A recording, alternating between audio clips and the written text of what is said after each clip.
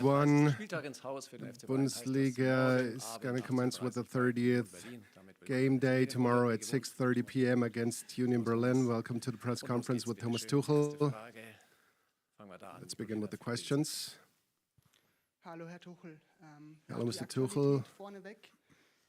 Let's start with the breaking news up front. Julian Nagelsmann has a new contract with the national team, so the search for a coaching position at Bayern Munich continues. So the question, if anyone from the club would approach you and say we'd be interested in continuing with you, there's so many ifs and buts.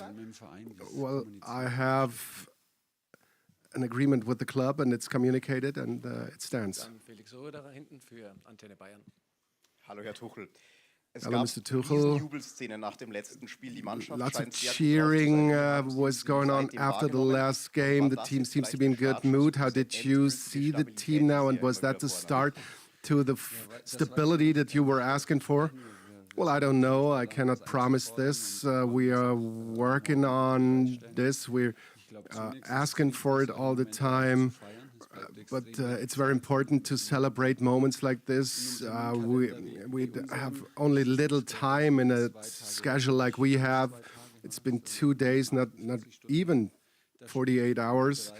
And we are already preparing our next opponent, the next away trip.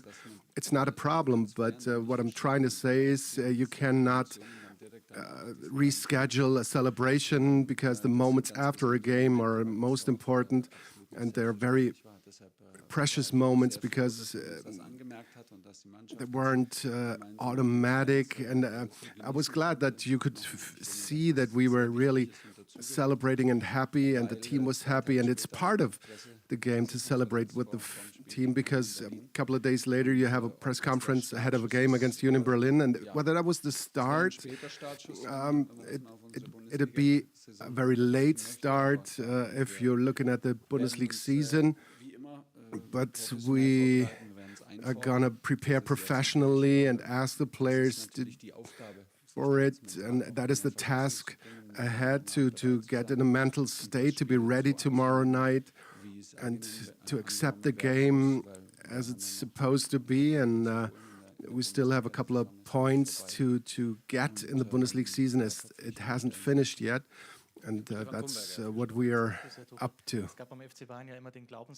Mr. Tuchel, at Bayern Munich, there was always the mantra to not only be successful, but to be dominant as well. There were games this season that were successful.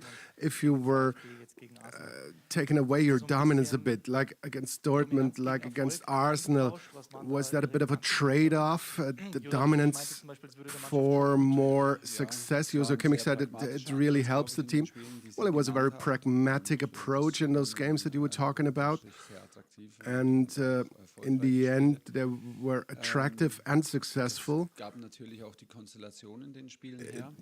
It was because the consolation in those games was right for that approach, because we were playing against teams that were playing dominantly.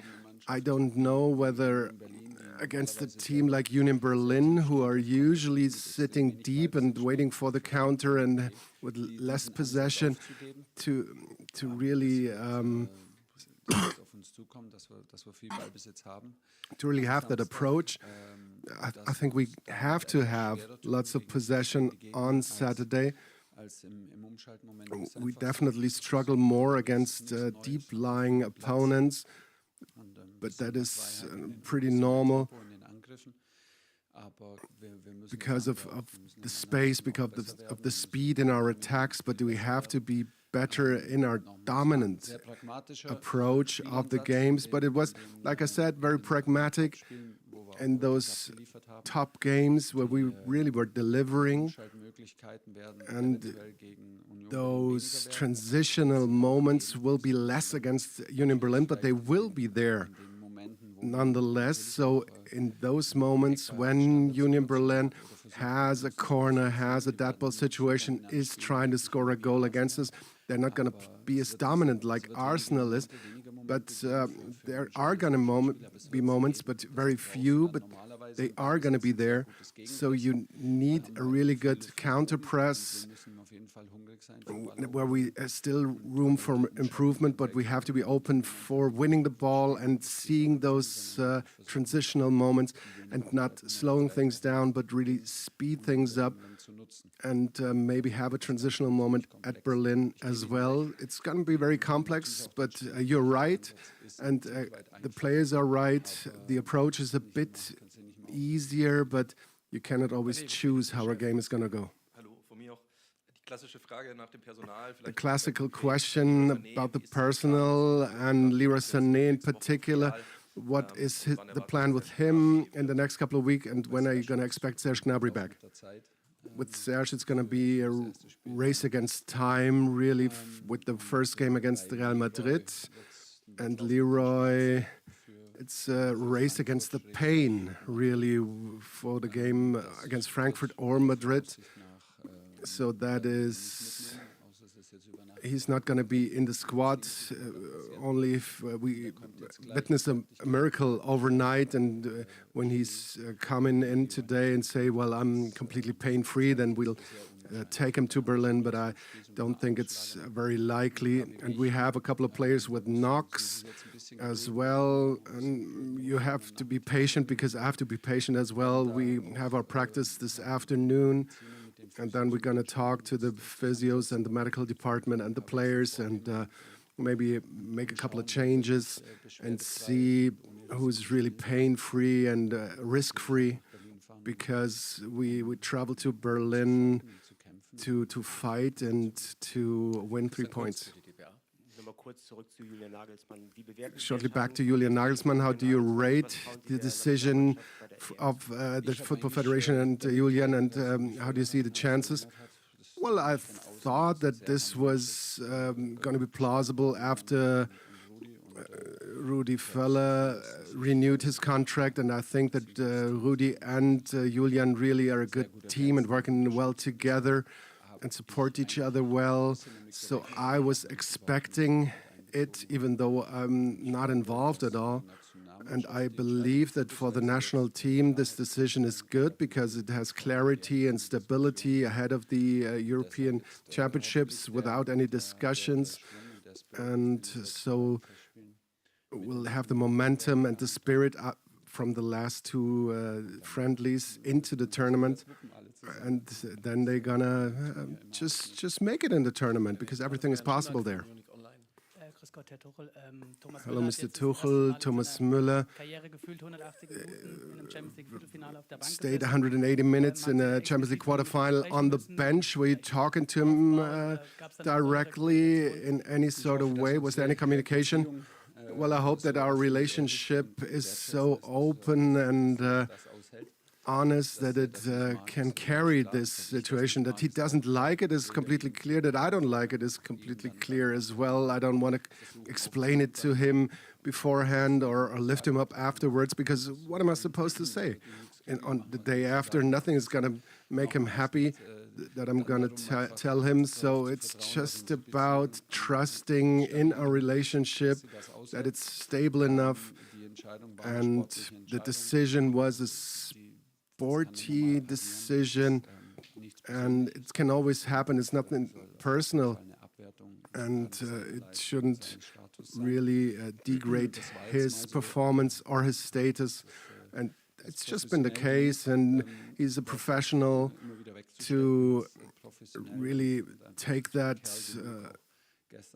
on the chin, really, and he's man enough to be on the practice court on the day after with 8 players and to be competitive, and that really makes it a bit more easier, even though it's tough enough to make a decision like that. But you can really see why he has the career that he has. Mr. Tuchel, how difficult or how easy or how free can you work as a coach of Bayern Munich? Not really on a daily basis, but looking ahead prospectively, there are a lot of strong opinions in the club. How far does it influence you on the long term. Well, I don't think it's only concerning coaches of Bayern Munich. This is the structure in Germany, in the clubs, and that the coaches have to cope with. In the end of the day, it's important to concentrate on things that you can influence. There is a coaching staff, there is the medical staff, and everyone who is influencing the players and the players themselves, and you have to be free enough to make your sporting decisions, because this is part of your contract that you are responsible for, the sporting department. But the structures and the opinions and everything that is established in Germany this way, and you have to cope with it and still be focused on your job and be free enough to make decisions that you have to make as good as you can and that you think are right. Mr. Tuchel, you were just talking about the celebration. How did you personally celebrate the victory in the hours and days afterwards? Well, days after, that would be a nice thing, but we would have to reschedule the game against Berlin. You've seen it, we were really loose and relaxed in the locker room after it. Those are the best moments right after the final whistle, and when the relief is so big to have been able to move into the semifinals. And after that, it was really quiet with the coaching staff and with friends. We were having a good night, and on the day after, in early afternoon, there was practice again.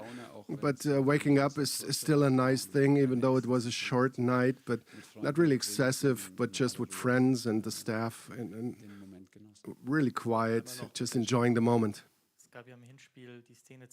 In the first game, there was that situation with Bielica and Leroy Sané. Are there any thoughts from you? Well, I just remembered it when you were talking about it. I'm happy that it didn't have too many consequences for my colleague. I think he didn't mean it, and he was really shocked by it himself. So nobody's perfect, and mistakes will happen, and I'm happy that he was able to continue his work and not be punished anymore. The two of them after the game were clearing things up, and it was a one-off situation. But generally, Union Berlin really stabilized with him, and only regarding his performance there on a single-digit table position, there's a chance that Leroy won't make it, so there's not a danger of repeating. So we'll do the practice and see you tomorrow in Berlin. Bye-bye.